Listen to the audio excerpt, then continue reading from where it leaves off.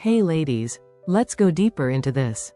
If you truly want to change the way men engage with you, and keep their interest long after the first date, then we need to break down this idea of giving too much, too soon even further. Because honestly, it's one of the biggest mistakes smart, successful, emotionally available women keep making. And the wild part? Most don't even realize they're doing it.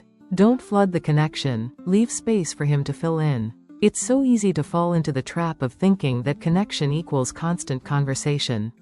That if you're not filling every silence, if you're not opening every emotional door right away, he'll lose interest.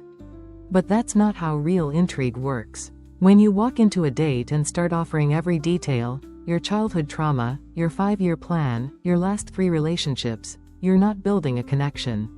You're building a wall of information that leaves no room for mystery, no room for pursuit. The magic happens in the gaps. The quiet in between moments. The parts where he has to wonder what you're thinking, what you're feeling, what you're not saying. Because when there's nothing left to learn, there's nothing left to chase. Let him earn the right to know you, one layer at a time. That's where the emotional investment begins.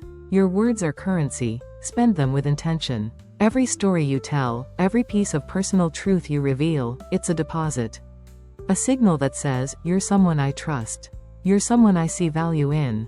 And when you give that out freely, without hesitation, you unintentionally remove the need for him to prove his value. Why would he put in effort to get closer when he already knows everything there is to know? Think about it like a movie trailer. A great one hooks you without giving away the ending. It gives you just enough to want more. That's what you're doing on a date. You're giving him a glimpse, a spark, not the whole plotline. So yes, answer his questions, but don't volunteer your entire autobiography. Instead, mirror his energy. If he's being playful, be playful back. If he's being open, match him, but stay one step behind. Not because you're playing games, but because you're preserving your own worth. And in doing that, you naturally elevate his effort. Oversharing is often just hidden anxiety. Call it what it is. Let's be real. Most of the time, when we start spilling our life story on a date, it's not because we're so comfortable.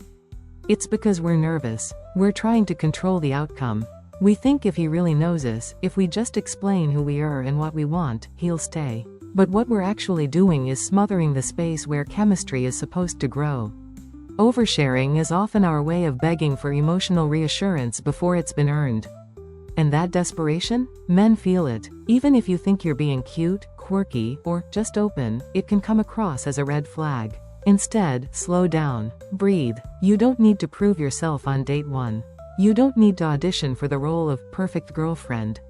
If he's truly the right kind of man, he'll want to know more. He'll ask. He'll come back for a second, third, fourth date just to uncover what's underneath. But only if there's something left to discover. So, here's the bottom line. Let him earn your story.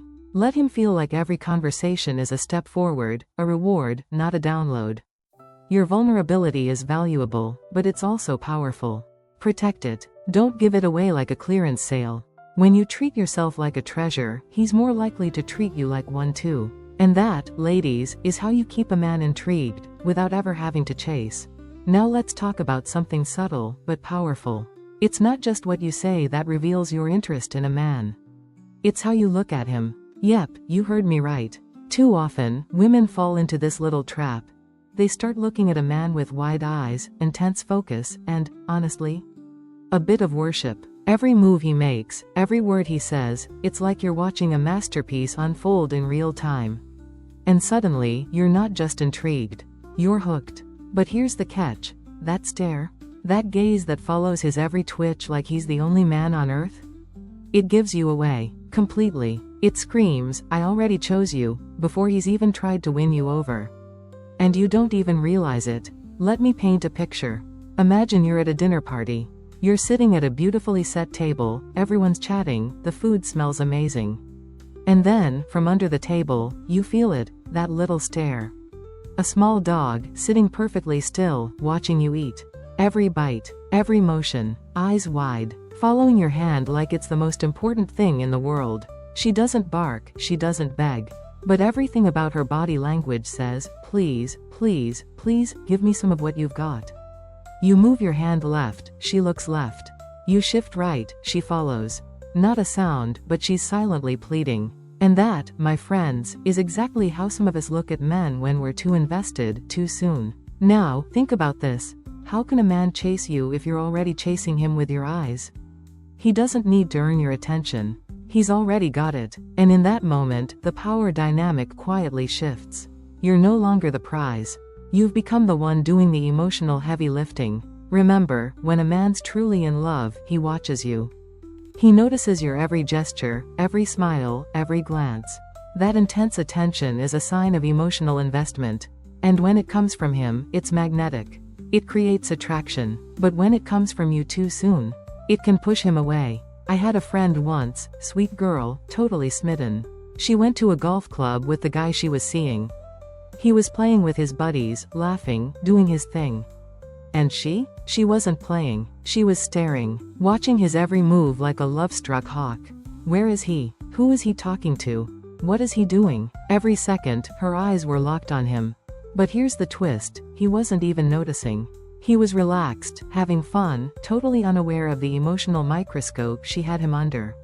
Later, I told her, girl, you should have been out there hitting your own shots.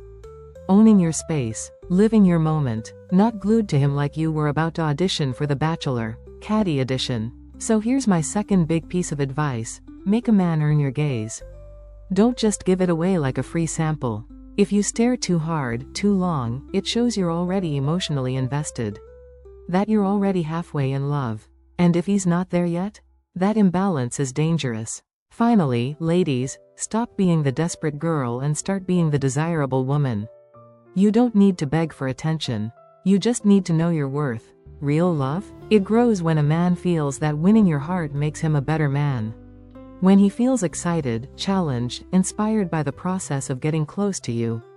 You don't need to force it. You just need to let him work for it. So become that woman, the one who's not just beautiful, but intriguing. The one who draws him in not by trying harder, but by being centered, elegant, and just a little mysterious. I'd love to hear your thoughts in the comments. If this message resonated with you, hit that like button, it lets me know I'm speaking your language. And if you're ready for more, join one of my weekly seminars or drop by my matchmaking agency. I'm here to help you find real love, and yes, it can absolutely happen this summer. Until next time, go be unforgettable. See you soon.